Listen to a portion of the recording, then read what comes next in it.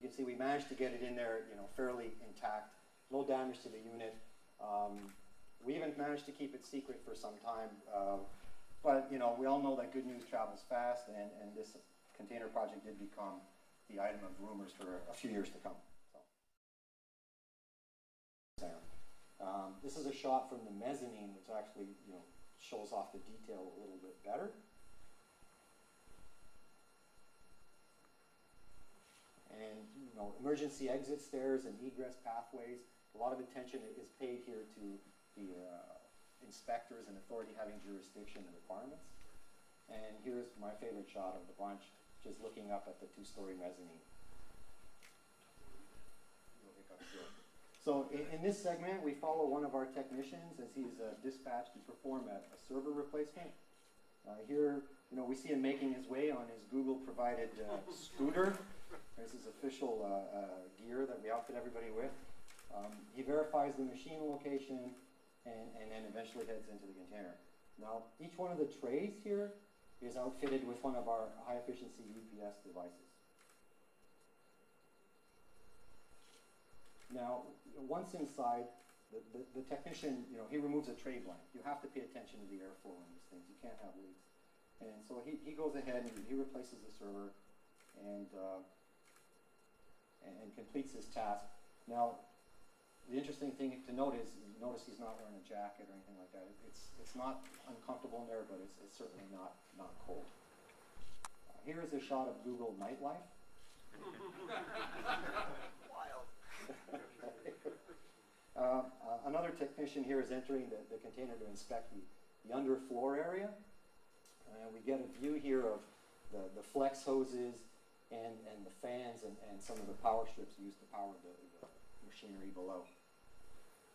In fact, there are many more systems designed in the container, and we're going to talk a little bit more about them when we revisit these two drawings that you're going to see right here in the slides that are coming up in about 30 seconds.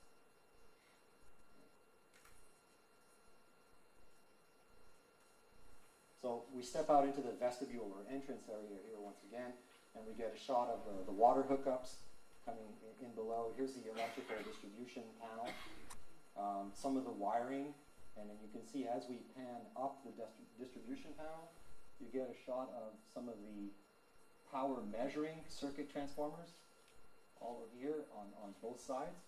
So we actually are picking up individual circuits going to each one of the rack structures that are inside.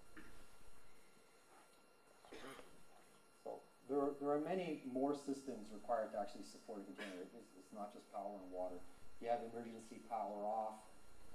You've got monitoring. You've got to have fresh air supply, fire detection, monitoring for that, smoke dampers. There's just a lot of detail that goes into making one of these things.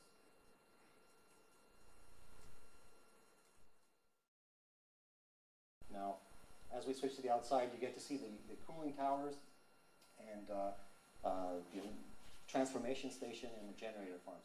Cooling towers themselves are elevated.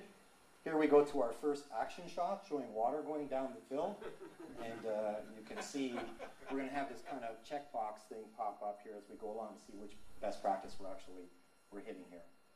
Now, the plant itself is designed for maximum free cooling hours through waterside economization, elevated process water temperatures, low temperature heat exchangers, and of course a chiller bypass path when sufficient conditions exist. Here we see the transformers. These are not exotic, high efficiency, 99.5%. You see the small radiators on the transformers themselves, meaning that we're really not dissipating a lot of heat here. But we continue with some shots of the generator farm, and then eventually we trace the low voltage path back into the data center.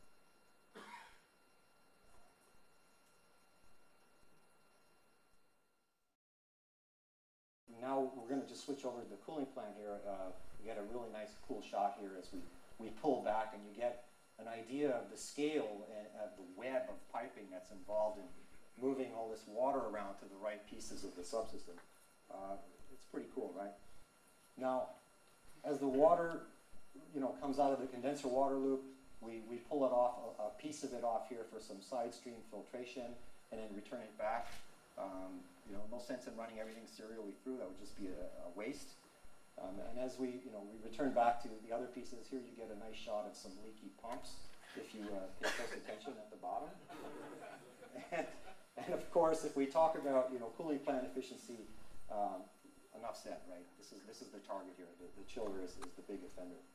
But one thing that we've done is we use these low approach temperature plate and frame heat exchangers to help us get the degrees back out of the system.